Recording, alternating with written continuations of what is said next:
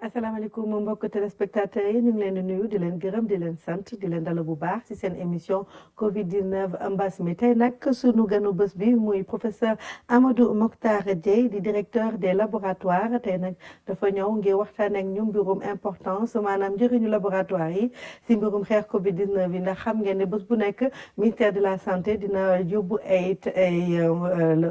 li ñu koy waxate ay relevé ay yi nga xam ne dañ koy jël si nit ñi yóbbu ko si laboratoire pour tester leen pour seet ndax am neen feebar bi wala déet kon nag laboratoire bi am na place bu am importance bu am solo si dispositif xeex Covid 19 bi si suñu réew balaa loolu nag dañuy dem fële sa ministère de la santé pour jëlee fa la nga xam ne mooy situation du jour Covid 19 bi tey naka la taxawee si suñu réew. ci bésu tey bi di àllarba. fukki fan ak juróom ci weeru avril 2020 ministère de la santé et l'action sociale jot na résultat yi ma leen di bëgg a jottali ci ñaar téeméer ak ñaar fukk ak juróom-ñaar test yi nga xamante ne réalisé nañ ko fukk ak juróom ñoo ci dellu si positif ci yooyu am na fukk ak ñeent yu nga xamante ne ñu ngi leen di tuddee cas contact mooy yi nga xamante ne suñu bërëbu liggéeykaay yi ñoo leen di saytu. am na tamit benn cas bu ñu tuddee cas bi nga xamante ne dafa jóge ci transmission communautaire juróom-ñaari malade yi nga xam ne dañ leen hospitalisé woon ci suñu service yi ñu feebar biñ leen saytoo dellu si nañ négatif mooy wane ne wër nañu wérgu yaramu malade yi nga xamante ñooy des si ñu leen di fej mu ngi ànd ak tan ci bésu tey bii ñetti téeméer ak fukk ak ñaari cas moom la ñu déclaré positif fii ci Sénégal ci yooyu téeméer ak juróom-ñeent fukk moom la ñu wax ne tane nañu ñaar ñoo ci génn àddina benn lañ ci évacué ci loolu mu des téeméer ak ñaar fukk ak benn yi nga xam ne ñu ngi leen di continuer di faj ci suñu structure yi ministère de la santé et action sociale mu ngi ñaaxaat population Sénégal yi ñu doolee fagaru ci li ñuy wax mesure de prévention individuelle et collective muy lépp loo xam ne moo leen di aar ci feebar bi ñuy wax Covid 19. jërëjëf ñoo ko déggandoo kon nag professeur Amadou Mokhtar Dieye yow yaay directeur des laboratoires ñun nag si analyse yi xam ne yéen a ngi koy def bés bu nekk lenn rek mooy xalaat nit ñi mooy lan moo waral test yi nombre yi toujours di varier tey 100 suba 50 tey 200 la ñu am lan moo waral chiffre yooyu di changer.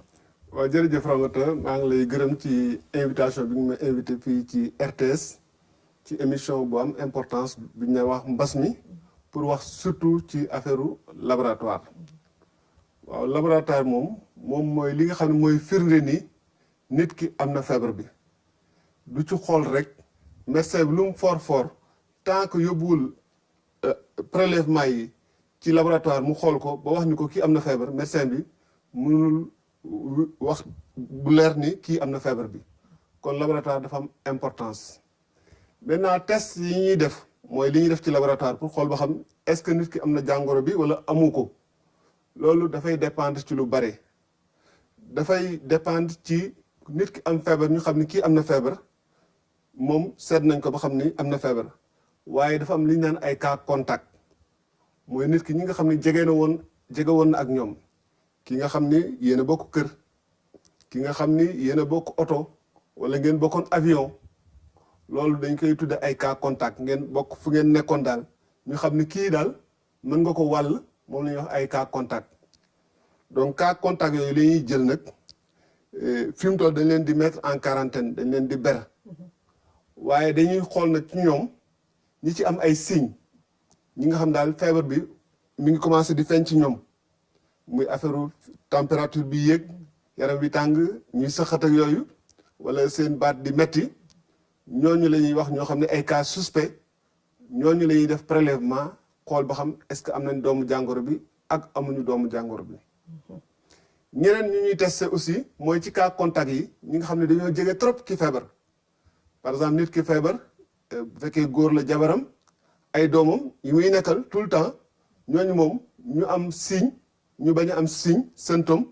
dañ leen di testé léegi pour xool ba xam est-ce que amuñu doomu jàngoro bi test boobu li tax ñu koy gaawantu di ko def c'est pour gis feebar bi lu mu gën a teelal parce que loo ko gën a teel a gis rek faj bi di gën a yomb te ngay gën a éviter muy contaminer ñeneen donc là loolu moo tax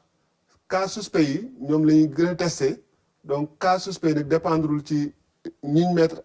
en contact à 100% mais day dépendre ci ñoom signes yi est-ce que wane nañ ko wala wanewuñ ko buñ ko wanee moom dañ leen di testé bu matee 50 ñu testé 50 bu matee 80 ñu def 80 bu matee 200 ñu def 200 mais amuñu benn limite pour tester ñëpp bu ñu amoon 1000 cas yoo xam ne dañ leen war a tester dañ leen di tester. jërëjëf leer na nu gis ne tamit fu mu nekk nii pour le moment Pasteur rek mooy def test yi lu tax te pourtant xam nañ ne Sénégal am na ay laboratoire lu mel ni IRSF ak yeneen nga xam ne war nañ mën a def test yi tamit. waaw loolu aussi bu njëkk bi ñu doon commencé Pasteur rek moo doon def test yi te loolu aussi dafa nekk loo xam ni même Afrique bi feebar bi commencé ñaari pays ñoo doon mën a def test yi Afrique du Sud la nekkoon ak Institut Pasteur bu Sénégal mu nekk une fierté nationale aussi parce que ñu ni monde bépp Afrique gépp ñaari dëkk la Afrique du Sud ak Sénégal. merci non essentiel. dañ ci am mbégte Pasteur dafa nekk boo xam ni laboratoire bu mag bu fi nekk avant indépendance te dañu am réseau international ñoo xam ni dañu nekk France mais nekk dëkk yu bare donc ñoom dañuy liggéeyante ci seen biir dañuy dimbalante bu baax a baax ci seen biir donc dañu am expérience am expertise loolu moo tax bi feebar bi ñëwee dañ doon wax sax laboratoire yi ko mën a def Pasteur rek moo ko am au Sénégal donc laboratoire yu sophistiqué la ak ay normes de sécurité yoo xam ne daal nit ki mën na gis feebar bi sans que feebar bi di ko wàll loolu moo taxoon ñu commencé di def Pasteur mais bi ñu ñëwee ba ci biir parce que feebar bi dañ koy jàng toujours xam nañ ne am na yeneen laboratoire yoo xam ne àgguñu peut-être même sax ci niveau Pasteur mais mën nañ ko def loolu gis nañ ko France gis nañ ko yeneen dëkk ci loolu la yeneen laboratoire yi fi nekk def ay effort pour mën a dugg ci test yi IRSF dugg na ci test yi depuis le 30 mars 2020 donc 30 mars 2020 IRSF mi ngi def ay tests ba tey jii ñoom def nañ lu war a toll ci ñaar téeméeri tests presque ak fukk yoo xam ne def nañ ko bi ñu commencé entre le 30 mars ak aujourd'hui le 15 avril donc ñu ngi ci biir fi mu toll Pasteur mooy def lu gën a bare mais IRSF day def te gis nañ ni li ñuy def aussi noonu am nañ ci satisfaction maintenant ñaari laboratoire yooyu ñoom ñooy def pour le moment les tests mais nun ubbeeku nañ ci ñëpp laboratoire boo xam ni am nga ay capacité pour def test yi nun pare nañ pour vraiment dugal la ci biir parce que lu laboratoire yi gën a bari rek affaire yi gën a yomb surtout bu fekkee ni ñaanuñu ko yàlla bu ñu waree déborder bon peut-être Pasteur mën a def lépp IRSF mën a def lépp boobaa laboratoire bu nekk Tamba wala Ziguinchor wala feneen wala biir Dakar dañuy def lépp pour dugal ko ci biir dispositif bi. waaw léegi nag nu seetaan élément bi nga xam ne Ibrahima Ndong moo nu ko indil moom tamit dafa dem si laboratoire si benn hôpital militaire fii si Dakar ngir xool tamit seen laboratoire nga xam ne ñoom yaa dañ leen ràññee bu baax si liggéeyu si mbirum VIH mais ba Covid 19 bi ñëw tamit gën leen yokk seen matuwaay ngir mën a bokk si xeex Covid 19 bi si sunu réew ñu ànd si ak Ibrahima Ndong. boo yegsee fii ci hôpital militaire bu Ouakam ñu gis ne dañ fiy fekk benn laboratoire polyvalent de biologie clinique. muy jumtuwaay bu am solo boo xamante ne dañ ko jagleel askan wi ngir saytu seen wërgu yaram boo ñëwee ci rez-de-chaussée bi nag ñi nga xamante ne ñoo di civil yi lañ fi daal di fekk ngir xool seen wàllu bilan. laboratoire boo xam ni lépp lu jëm ci wàllu biologie donc dañ ko fiy def lu mel ni parasitologie lu mel ni bactériologie lu mel ni biochimie hématologie maanaam ñuy xool ci wàllu deret bi yooyu yëpp. donc dañ koy def fii si laboratoire bi am na aussi ci kaw lu ñuy wax plateau de biologie moléculaire boo xam ni ñi nga xam ne dañ leen ñuy suivre ñu am feebar boobu ñuy wax sida donc paramètres yi ñu leen di suivre donc dinañ ko def fii si kaw ak plateau biologie moléculaire bi. fii nag liggéey bu mucc ayib dañ fi daal di def mu mel ni bëri na ñi nga xamante ne moom lañ fi daal di dalal at bu ne boo ko xaymaa mu ngi toll ni ci 40 000. ci ay doomu aadama yoo xamante ne dañ leen fiy testé. ay paramètres la yoo xam ne day permettre ñu xool saytu maanaam bu ñu xoolee ci deretu nit ki xool ndax boo jëlee wàllu biochimie mën nañ xool pour xool nit ki taux de sucram fan la toll xool ndax dafa am diabète wala amul diabète wala bu amee diabète aussi ñu koy suivre loolu test yi tax ñu koy def ñoo koy def ci laboratoire bi ñuy wax biochimie. jumtuwaay bi nag ñu ngi ko fi daal di samp gannaaw njàppale Fonds mondial ak ñi nga xamante ne ñoo di état-major général des armées ci atum 2013 muy laboratoire boo xamante ne saay su nekk day gën a yokku maninam. fii ci kaw laboratoire biologie moléculaire bi nga xam ne programme SIDA bi ñu ko defee c'était pour ñu mën a gunge pour faj ñi nga xam ne dañu am doomu jàngoro bi biñ ko fi tegee ba léegi aussi tax na dëkk bi ci wàllum biologie moléculaire maanaam charge virale yi nekk na loo xam ne andi na lu bëri. service bi nag ñu ngi ko fi daal di samp ci gannaaw programme boo xamante ne dañ ko duppee woon SIDA des armées waaye ak jamono ji nga xamante ne mbas mi di Covid 19 mu ngi lëmbee àdduna mu mel ni service boo xamante ne la tamit mën nañ ko wéyal ci li nga xamante ne moo di liggéey bi kilifa yi def ci wàllu Covid 19 bi. tey jii mbas mi ngeen di wax mais kan moo ko am kan moo ko amul laboratoire kese mooy naan kii am na ko kii amu ko machine bi nga xam ne moom mooy def test yi pour HIV. même machine bi mën na def pour Covid 19 parce que réactif yi ànd ak machine bi dafa nekk loo xam ne validé nañ ko soo demee États-Unis mbaa ñu dem France validé nañ ko. ci xayma nag service bi mën na jël lu toll ni ci 2 téeméeri test jàpp juróom-benn téeméer bu fekkee ne conditions yi amélioré nañ ko muy capacité bu am solo boo xamante ne armée bi daf koy tiitaroo bu baax a baax. voilà muy laboratoire ba nga xam ne ni ko Ibrahima Ndong waxee ñu ngi lay gërëm di la sant bu baax Ibrahima au passage nee na armée ñu ngi koy tuturoo bu baax parce que justement dina def 200 ba 600 tests mën na ko def si bureau ma jàppale sa xeexu Covid 19 bi. te gis na ne tamit à part HMO Thiès tamit ñu ngi doon lam-lamee fan yi passé que tamit dañoo gën a bëgg a renforcer laboratoire boobu toujours dans le cadre de la lutte contre le Covid 19 ak yeneen laboratoire lan ngeen bëgg a taxawal si mbirum laboratoire pour mu gën leen jàppale yéen. ci seen liggéey si xeex Covid 19 boobu. waaw xam nga pour affaire Covid bi dafa am lu ñu naan plateau de biologie moléculaire donc loolu ci laboratoire la mais moom day dem ba xool vraiment doomu jàngoro bi mandargaam moom lay dem xooli pour wane ni mandarga bi jàngoro bi rek moo ko am bu ma ko gisee rek dinaa xam ni jàngoro bi la di naan ci génome virus bi foofu lay dem donc plateau de biologie moléculaire nag ñi ko am. ci Sénégal sax xaw nañ bëri ñu bëri nag nekk nañ Dakar mais am na Ziguinchor am na Tambacounda am na Kaolack am na Saint-Louis am na Matam donc dëkk yu bëri vraiment am nañ plateau de biologie moléculaire. maintenant loolu lu am importance la mais doyul dafa am aussi un système de sécurité lu ñu naan ay ordre de sécurité yoo xam ne da ko war a ànd ak moom am na ñu ko am na ñoo xam ni amuñu ko. après dafa am ay réactifs aussi dafa laaj aussi expérience ci également ci liggéey ak virus yi donc loolu lépp dañ ko war a seetlu pour mën ni laboratoire bi moom mën na bokk ci vraiment ñiy testé wala waru ci mën a bokk. ñun ñu ngi def évaluation vraiment commencé woon nañ sax mais dañ koy gën a continuer pour xool même laboratoire privé yi am na si ñoo xam ne aussi am nañ plateau biologie moléculaire yu élevé. ñi ngi xool ak ñoom naka la ñu mën a fexe ba nga xam ne bu ñu leen soxlaa boole leen ci parce que aussi c'est important ci stratégie bi fexeel de daal mën a dugal ñëpp mais lépp dañ koy def aussi de manière progressive tey yaa ngi ñii mais bu ñuy déborder nga dugal ñeneen parce que boo xoolee yi tests yi laboratoire privé yi par exemple ñoom privé la ñuy def te fi mu toll tests yi vraiment nun fay ñu ko donc boo leen ci bëggee dugal xëy na daañu wax ni mais foog ngeen fay ñu xëy na wala ñu ni foog ngeen jëndal ñu lii foog ngeen jëndal ñu lële donc loolu lépp dañ ko war a seet avant ñuy vraiment continuer ci affaire bi mais suñu mbébét mooy vraiment dugal ñëpp parce que expérience bi ñëpp am ko dafa am solo parce que et puis dañ naan lu kenn man ñaara ko dàq wala fukk ko dàq donc nun ci politique boobu lañ nekk et ñi ngi waxtaan ak ñoom di def ay réunion ak ñoom di def ay formation et bu fekkee sotti na rek nun daañ ko wane fii pour vraiment dugal ñëpp ci xeex bi. waaw tamit lu am solo c'est vrai que temps baa ngi bëgg a xoj nag mooy dafa am TDR comme lu ñuy wax comme test diagnostic rapide comme peut-être palu beeg yooyu nga xam ne am na si mbirum Covid 19 bi c'est vrai que naam am na fii ñu ngi leen di ko boobu mais yéen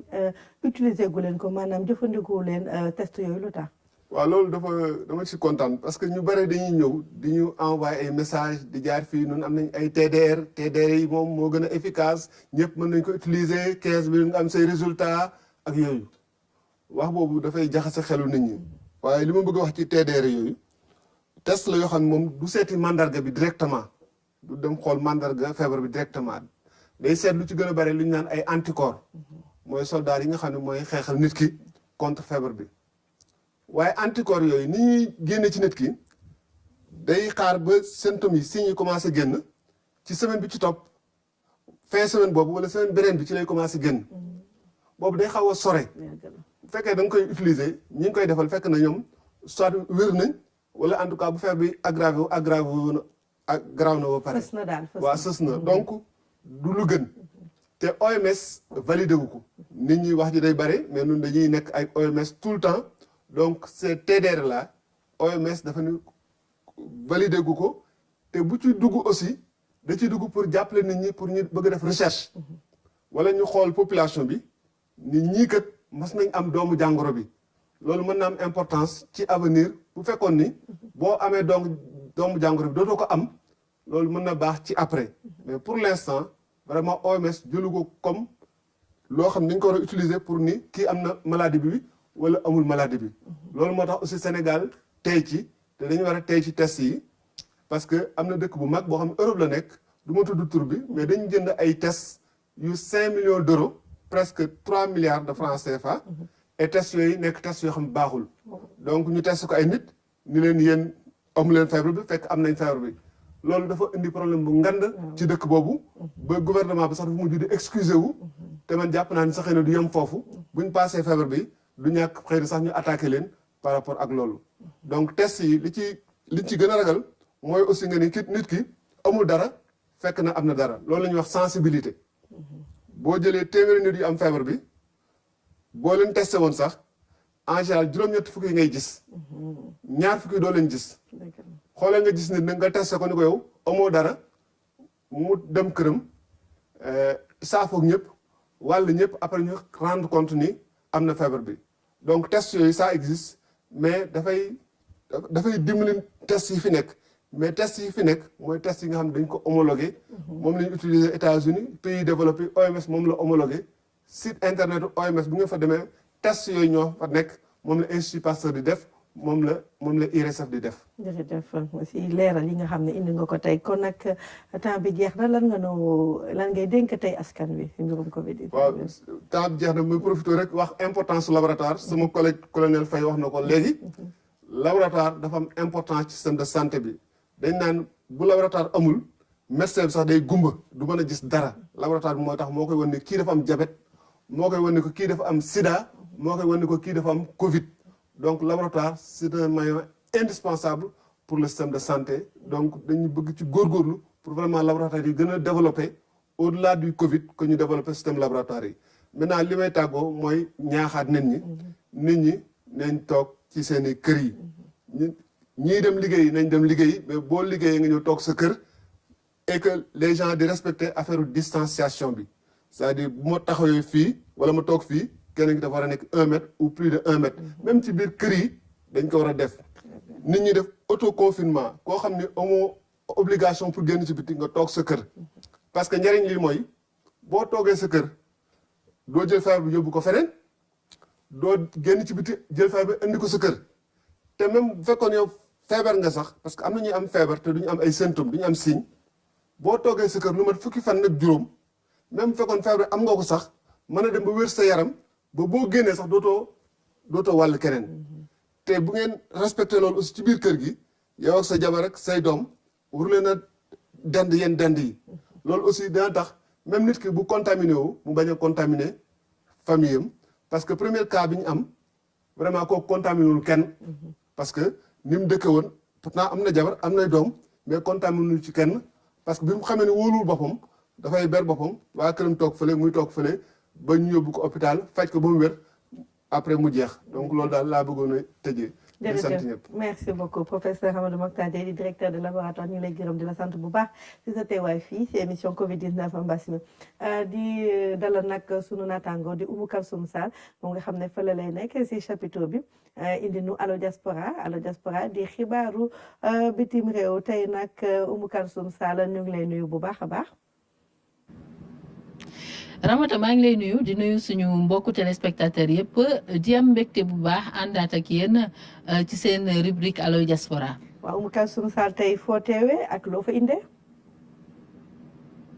waa tey suñu rubrique Allo Diaspora dañuy dem ba ca Tunisie.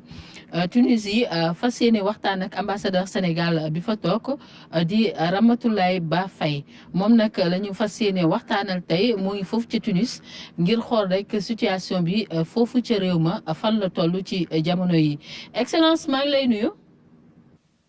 maa ngi leen di fay. di nuyu téléspectateur RTS yëpp. voilà excellence yow yaay ambassadeur Sénégal foofu ca Tunisie ñu bëggoon a xam rek situation bi par rapport ak feebar bi ñuy waxtaane di Covid 19 tey jilee fan la toll foofee. maa ngi comme ni ma la ko waxee maa ngi leen di nuyu yéen ñëpp ci toog ci plateau bi di nuyu tamit téléspectateur RTS yëpp. fii ci Tunisie comme niñ ko xamee ci àdduna bi yëpp feebar bi tamit mu ngi fii law. donc premier cas bi ñu ngi ko déclaré woon le 2 mars 2020 depuis lors nag fii mu nekk nombre de cas yi jot na egg ci 700 et quelques avec une trentaine de décès. Et donc par rapport ak feebar bi autorité tunisienne yi tamit dañoo jël tamit seen matuwaay pour xeex ko pour comme ni ñu koy defee sunu réew Sénégal pour endiguer encore propagation wu feebar bi. Donc, depuis le 13 mars 2020, une série de mesures de manière graduelle. Ba tey jii ñu ngi ci confinement général. Confinement général bi mu ngi commencé depuis le 22 mars 2020. Le première phase bi ba 4 avril la woon et 4 avril ba mu jotee ci lañ ko renouveler ba normalement deuxième phase bi mu ngi war a jeex le 20 avril prochain. D'accord alors excellence réew la boo xam ne ni tamit doomu Sénégal yaa nga fa bu ñu leen doon xayma fu mu nekk nii ci ñaata la ñuy toll. donc comme ni ma ko waxee sànq rek bu ñu leen di xayma am nañu 600 Sénégalais ñu immatriculé ci ambassade bi. D'accord tey jii lan la ñu mën a jàpp ci ñoom ci par rapport ak situation bi nga xam ne ni ñoo ngi koy dund. par rapport ak suñu communauté sénégalaise bi damay rafetlu relation yu ñu am entre ambassade bi ak suñu mbokk sénégalais yi ñoom dañuy regroupé wu ci différentes associations donc ambassade mu ngi liggéeyee ak ñoom pour di leen assister ba pare tamit di leen jox fu ñu mën a toll ñu leen di wax conseil pour nu ñu xool feebar bi. D'accord alors amu ci kenn koo xam ne loru nga ci feebar bi. déedéet fi mu nekk mën naa wax ne ci Sénégalais yi nekk kenn amul feebar bi. D'accord. te tamit ñu ngi comme ni ma la ko waxee ñu ngi ci confinement mais au niveau de l'ambassade am na benn permanence bu ñu fa teg de telle sorte que à chaque fois ñu ngi jokkoo ak ñoom te dernière nouvelle yi tey rek petit midi nouvelle yi am kenn ci ñoom daal amul feebar bi. D'accord. Voilà dëgg la nag difficulté yu bëri la parce que bu ñu waxee confinement mooy nga toog sa kër dootoo amati benn activité donc ñu ngi xaw a nekk ci yenn difficulté yooyu waaye ba léegi tamit ambassade mu ngi def lépp pour jàppale leen oyofal mbir mi ci ñoom. D'accord xam nga Sénégal aussi feebar bi dugg na fi tax na tamit gouvernement bi fi jël ay mesures bokk na ci mesures yi nga xam ne ni président Macky Sall annoncé na ko mooy aide boo xam ne ni dinañ ko jagleel ñi nga xam ne ni ñoo ngi ca bitim réew ñoom tamit ñu ndax seen nekkin foofu feebar bi impacté na ko foofu ca Tunisie nan ngeen accueillir mesure boobu.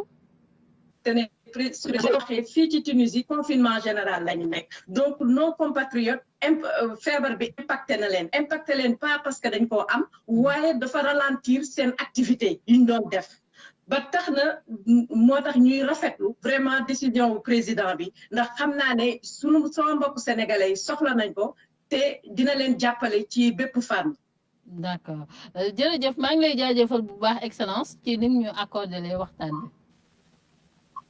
jërëjëf. voilà Ramata kon mu nekkoon Ramatoulaye Ba Faye moom mooy ambassadeur Sénégal bu nekk foofu ca Tunisie gis nga ñëwaat nañ ci situation bi feebar bi dugg na fa ndax tey ji ña ko fa am ci ay doomu aadama ëpp nañu juróom-ñaari téeméer ci ni mu ko waxee waaye nag alhamdulilah ndax nee na doomu Sénégal yi nga xam ne ni am ñoo nga fa amu ci kenn rek ku ñu signalé ni feebar bi dal na la kon nag Ramata tey ji lii lañ leen andiloon ci seen rubrique Allo Diaspora di leen jox rendez-vous ëllëg incha allah ci beneen réew.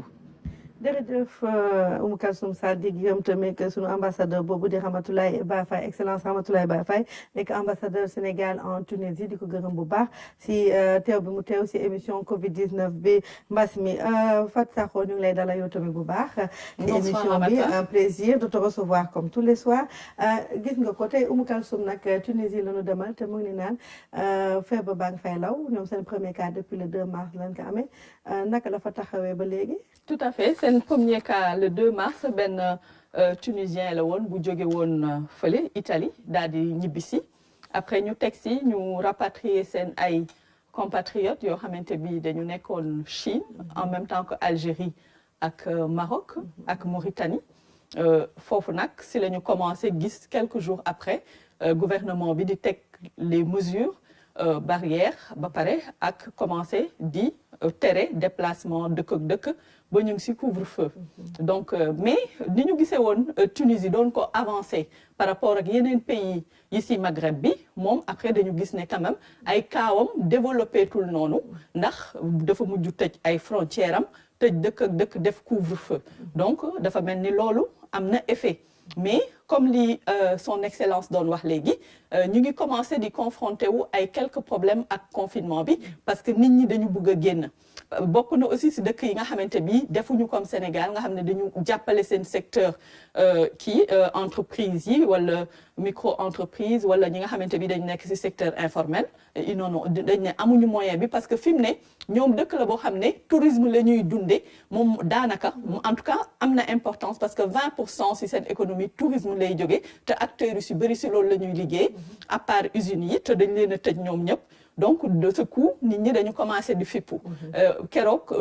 médecin plutôt le ministre de la santé dafa def point de presse mais dafa mujjoon jooy rek moo ko dese nee nañ sax jooy na ndax vraiment situation bi fi mu toll parce que manqué nañ ay tests manqué nañu ay masques comme dëkk yu bari donc ñoom dañu jaaxle te ñu ragal kii bi fëtalu mais jàmbaar lañ parce que fi ñu nekkoon ci début bi dans le Maghreb dëkk yu bëri romb na leen te ba tey ñu ngi toll rek si 35 décès la ñu amagum seen ay cas ñu ngi si environ mi ngi nii 747 cas la ñu am na 43 yu ñu faj dafa mel ni paj mi nag demeewul noonu total traitement yi ñu am total décès bi mooy li ma lay wax sànq fanweer ak ñeent faj nañ lu toll autant pour moi si ñaata lu toll si 670 ñoom ñoo nekk en ce moment en traitement donc ñoom ça va on peut dire que ça va même si ñu ngi ragal ndax koor gi mi ngi ñëw nee nañ te ñoom foofu dañu aadawoo nit ñi famille yi dañuy regroupé wu di ndogondoo te loolu aussi dañuy ragal wàllante bi daal di ñëwaat donc loolu voilà c'est situation boobu moom moo nekk Tunisie globalement. d'accord loolu nag la ñu mën a jàpp tey si Tunisie naka la taxawee tey nag si àdduna gi. waaw tane bu baax nag. waaw tey moom mun nañ ne sincèrement tane na parce que liñ daan faral di am ci cas yu yokku tey dafa xaaj. on est à 37 250 nouveaux cas dans le monde. loolu muy tan bu rëy parce que nag ñu ngi woon tout le temps si 70 jëm kaw am na bés ñu dem ba 100 tey ñu ngi si 37 donc macha allah moom mooy chiffre yi nga gis ni les nouveaux cas affiché wuñ ko mais les cas actifs mi ngi toll tey ci 1 408 190 maanaam ñi nga xamante bi ñoom ñooy dund ak doomu jàngoro bi ñi nga xamante bi faj nañ leen toll nañ ci juróomi téeméeri junni ak juróom yu teg ñaari téeméer ak juróom-ñett fukk ak ñaar décès yi nag ba tey yokku na chaque jour moom décès dafay am moom mënu si ñàkk parce que ñi tëddoon am na ay cas yu compliqué ba tey toll nañ si téeméeri junni ak fanweer ak ñaar yu teg ñaari téeméer ak juróom-ñaar fukk ak juróom-benn donc tey jii si bisu tey li ñu am si décès toll na si juróom-ñaari junni yu teg juróom-ñett fukk loolu la ñu am si loolu la ñu enregistré tey si ay nouveaux décès mais sincèrement tan moom am na bu baax mais nag malheureusement la ñuy wax li nga doon wax agsi na franchir nañ la barre des 2 millions de cas ci àdduna bi yoo xam ne tey ñu ngi dund wala boog daje woon nañu ak doomu jàngoro bi di Covid-19. c'est vrai que ba nga affiché sa tableau bi damaa xaw a désolé. voilà li naan pandémie bi vraiment sës na. sës na moom kon bu nu ndax li nga wax ne dafa tane ndax noonu la tane tey États-Unis ndax xëy na tey États-Unis war na mën a tane tey. tane na parce que lu toll si 14 517 nouveaux cas la enregistré muy fukki junni ak juróom-ñett yu teg juróomi téeméer ak juróom-ñaar fukk wala ak fukk ak juróom-ñaar wàññeeku na par rapport ak démb lu toll si junni même fukki junni yu teg juróom-ñeenti téeméer ak juróom-ñett fukk ak ñeent tane na bu baax a baax aux États-Unis parce que démb ñu ngi woon ci 26 501 cas tey ñu nekk si 14 517 il y a une grande différence kon tane na bu baax seen ay décès passé na 25 000 ñu ngi tey si 26 950 décès li ñu yokkule moom laa la doon wax sànq démb ñu ngi woon ci 1664 tey évolution am na quand même si décès yi parce que nag wàccul c'est lié peut-être ak ñi feebaroon ba pare am nañ 2221 wala 16 cas donc loolu xaw na bari ñaari junni yu teg ñaari téeméer ak fukk ak juróom-benn bari na quand même par rapport ak démb dafa sax évoluer décès yi parce que dolleeku na juróomi téeméer ak juróom fukk ak ñaar donc situation même bu dee tey wàññeeku na contamination bi ça veut dire que ñu ngi koy maîtriser décès yi moom mi ngi continuer di leen jaaxal bu baax a baax Espagne vraiment au vert si yëpp parce que yëpp moom moo wàññeeku sauf peut-être les nouveaux cas mais décès yi moom li ñu amoon démb wàccaat na lu toll si ñeent fukk ak ñeent te foofu moom moo leen sonaloon bu baax a baax wante nag il faut ñu def attention ñoom démb génn nañu confinement ñu si bëri am na ay usines yu commencé dox Espagne te pourtant tey seen nouveau cas dafa évoluer si 2047 par rapport ak démb tey ils ont enregistré 5092 nouveaux cas donc ñu ngi yéegaat la pente pour les contaminations bu dee Italie bu ñu xoolee chiffres yi moom par rapport ak démb wàññeeku na bu baax a baax parce que seen nouveau cas yi toll na si 2667 moom la ñu affiché nii décès yi li yokku tey toll na si juróomi téeméer ak juróom-ñaar fukk ak juróom-ñett globalement ñu ngi am si ay décès 21 645 kon wàññeeku na foofu mi ngi wàññeeku bu baax. France moom tane na xanaa. waaw France aussi mi ngi évoluer comme ni ma la koy waxee rek ñoom dañuy yéeg ak di wàcc mais pour la première fois li ñu wàññeeku dafa bari ba tey ñoom tey daf leen jaaxal si contamination yi même bu dee décès yi wàññeekuwul mais contamination bi comme moo jaaxaloon ñëpp aussi foofu wàññeeku na bu baax mais nag décès yi àgg nañ tey si 1400 cas bëri na ñoom dañu bëri ay cas yu compliqué apparemment. li nga wax si Espagne sax dafa dellu sama xel si li ma gis tey ñu ngi naan Chine tamit nañ moytu ndax dafa mel ni ñoom tamit ñu ngi commencé waat ay contamination dégg naa tey enregistré plus de 100 cas. te contamination ça peut poser problème parce que li hôpitaux yi débordé woon donc bu ci demaatee tam dañuy demaat si beneen vague rek. ok ñu dem fële si situation moo tax OMS ñu yuuxu rek. waaw bu leen déconfiné. mais Union européenne ñu ngi naan dañuy xool nu ñuy harmoniser pour déconfinement bi dëkk yi bañ a dem ak seen bopp noonu xam naa loolu yëpp rek pour ut ay solutions. c'est vrai que il faut que ñu ut solution tamit pour population yi xaw na métti si ñoom. alors ñu ñëw fii si suñu continent mooy Afrique. naka la fi tëralee tey. waaw évoluer rek mais par rapport ak démb tane na tuuti parce que démb tuuti ñu jot junni 900 plus de 900 cas am nañ ko tey ñu ngi si 741 nouveaux cas par rapport ak démb wàññeeku na lu toll si téeméer ak juróom-ñaar fukk décès yi yokku na tuuti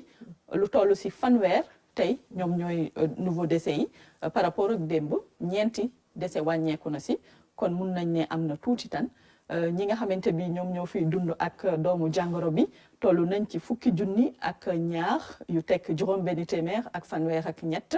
ñi nga xamante bi ñoom ñoo ci wér tollu nañ ci ñetti junni ak yu tekk ñetti téeméer ak juróom-ñaar fukk ak juróom-ñett globalement fii nag si suñu tund wi fukki junni ak juróom-benn yu teg juróom-ñeenti téeméer ak juróom-ñeent ñoom ñoo fiy dund ak doomu jàngoro bi. naka la taxawee si dëkk yi ñoom Afrique du Sud ak ñeneen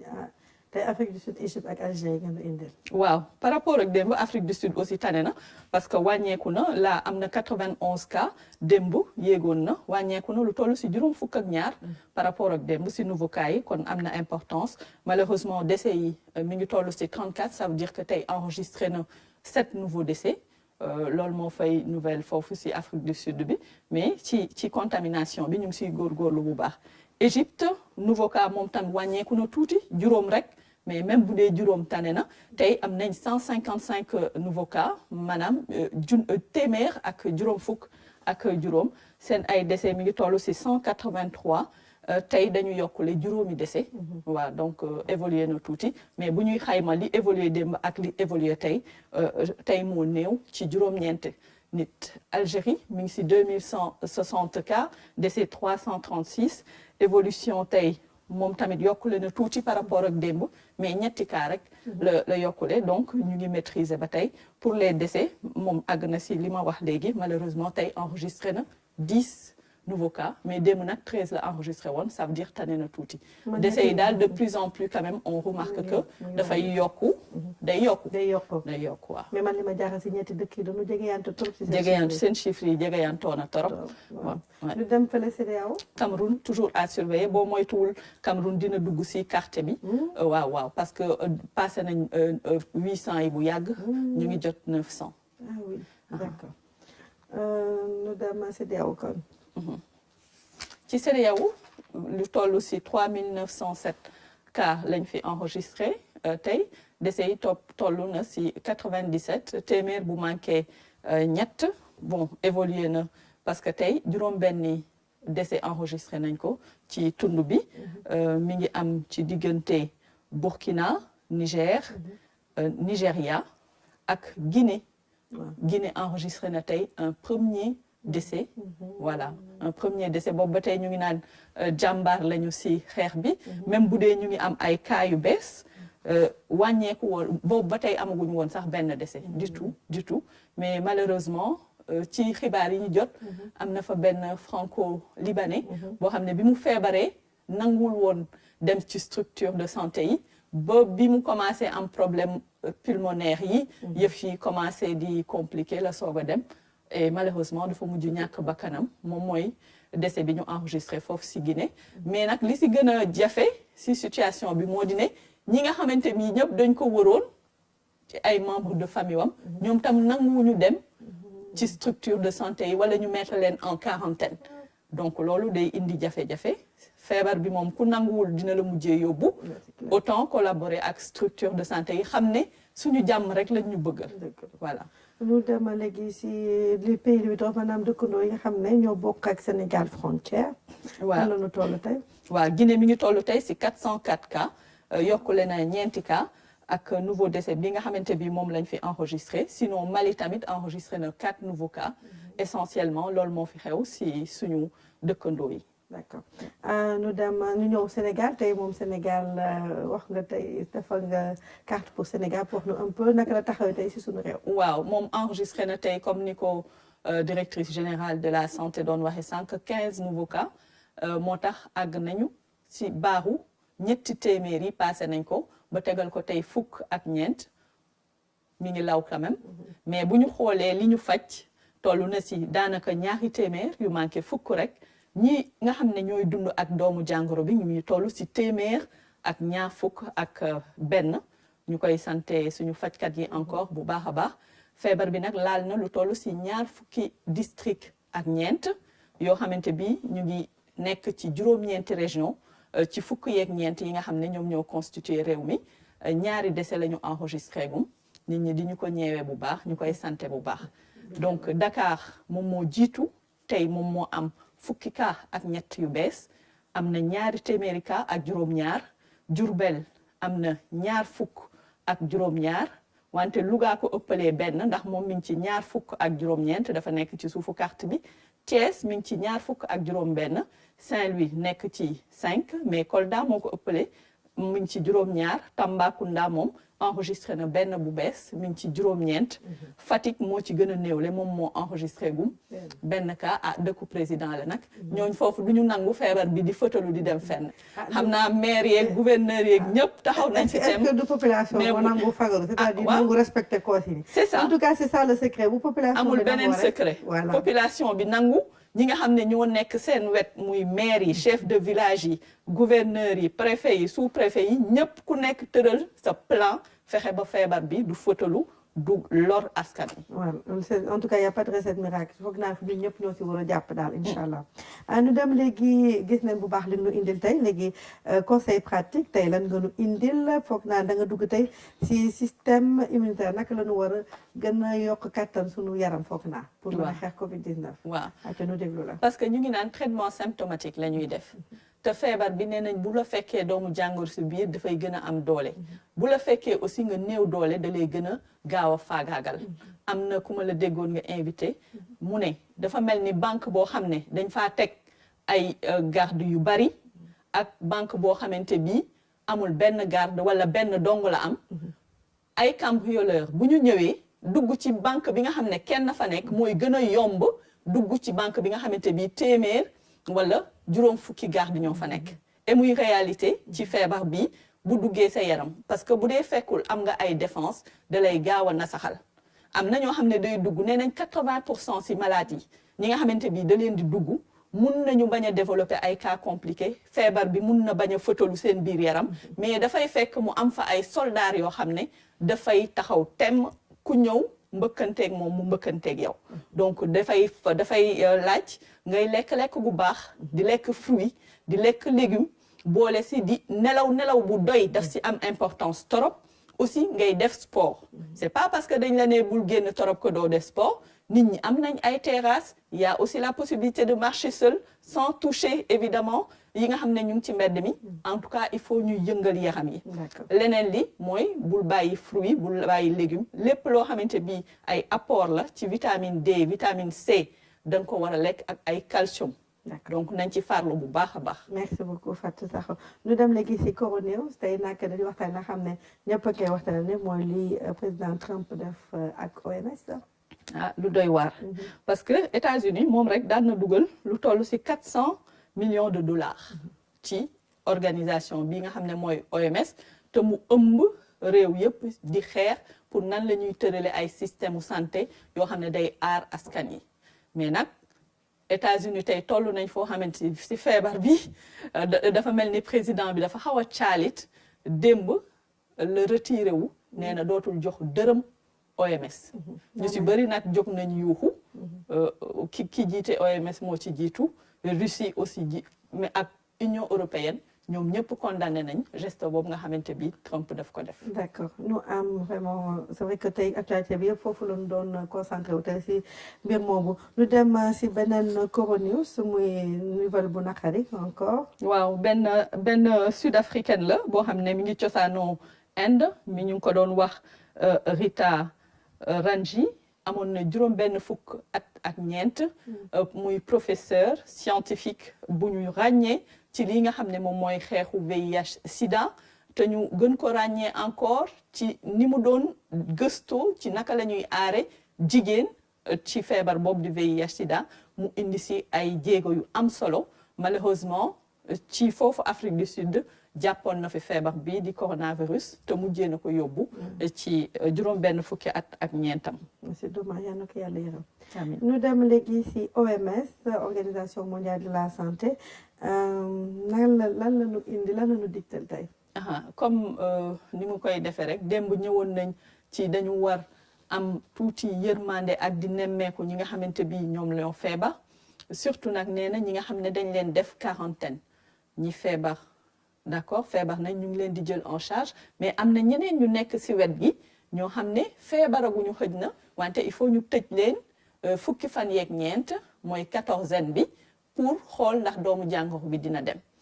période boobu dafa difficile dafay jafe si nit ki parce que yaa ngi xalaat dinaa ko am duma ko am dee dinaa dee duma dee dinaa wér duma wér donc il faut ñu leen di accompagner nee na te ñi leen jege mooy seen ay parents ñoom ñoo ci wax a jiitu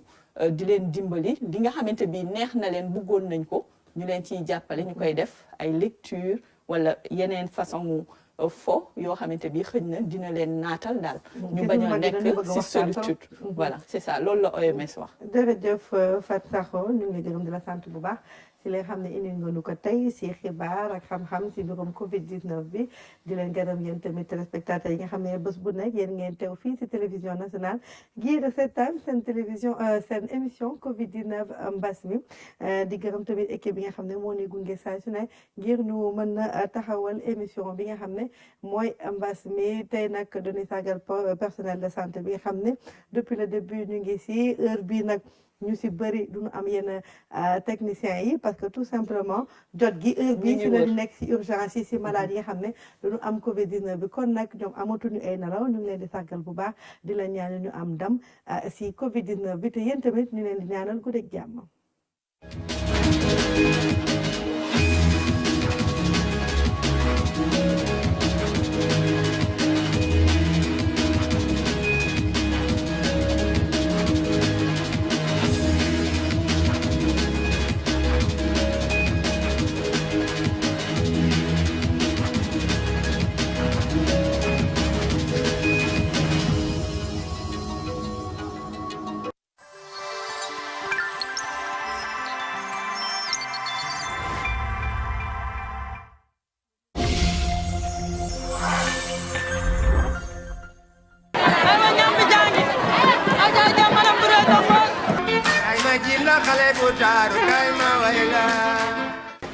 Ah, ça va et toi? Tu vas bien? Ça va?